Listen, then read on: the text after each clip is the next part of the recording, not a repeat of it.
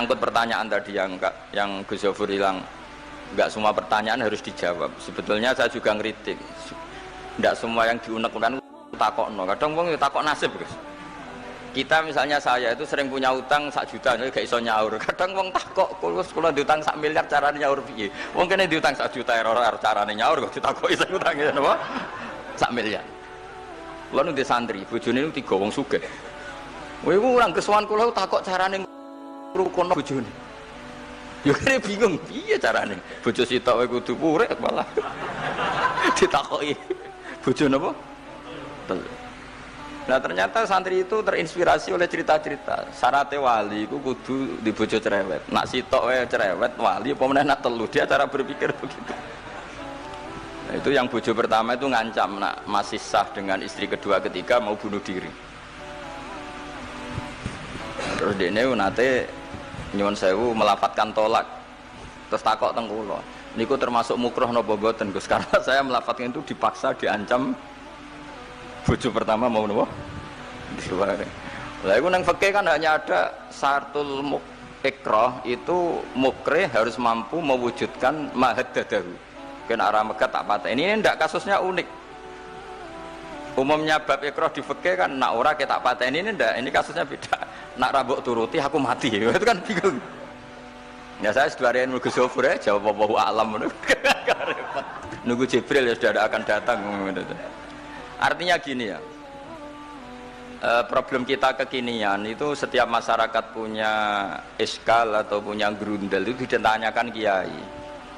Padahal seharusnya tidak sesuatu yang harus apa ditanyakan. Misalnya gawane di bojo akeh ya mesti sumpek ngurmat wong wedok sitok sumpek apa meneh telu. Terus gawane wong duwe utang akeh ya sumpek. Hal-hal seperti itu kan lazim. Sebenarnya nggak perlu ditanyakan, biasa wae standar. Tapi kita ini sering menuntut orang lain menjadi solusi ya bagi orang itu. Makanya saya kalau ngajar di Jogja itu sering cerita begitu. Problem orang kota itu adalah kalau punya beban itu dibebankan ke negara atau ke kiai atau ke ustadz. Padahal beban ini sebagai hukuman karena kesalahannya apa? Sendiri. Saya masih ingat betul ketika kasus Aid. Mbah Mun itu orang yang sangat syafiq li ummati, sangat syafiq lah, sangat syafakoh pada umatnya. Ketika ada seorang dokter peneliti obat Aid, itu sangat tertantang, dia sangat obsesi bisa menyembuhkan Aid. Aid yang karena free sex ya, bukan karena ketularan. Saya ulang lagi, yang karena seks bebas, bukan karena ketularan. Itu tidak biasanya yai duko, baru pertama itu saya melihat yai itu agak duko. Terus beliau tidak jawab, tapi setelah dokter itu pulang ngendikan begini, pangeran itu kadang ngersakno kabeh iku ana sangsine, cara bahasa modern ana sangsine. Ya tujuane pangeran iku wong ben tobat ben balik nang Allah.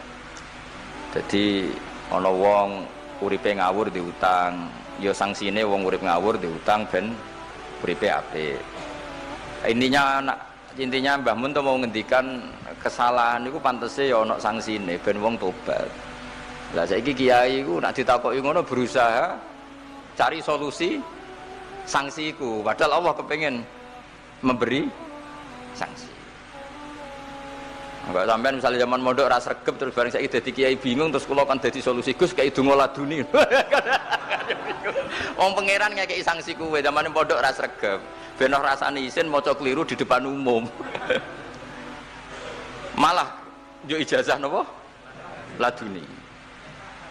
Jadi itu pelajaran bagi saya menurut saya. Jadi kata Mbah Mun la'allahum yarji'un itu la'allahum yantahun yang di Quran itu satu kesalahan itu pasti Allah itu menghendaki ada apa? Sanksi. Tentu maksudnya Allah baik supaya tobat. Tapi sekarang sanksi itu mau dihilangkan. Kadang konsultannya itu kayak bojo kepengen minggat.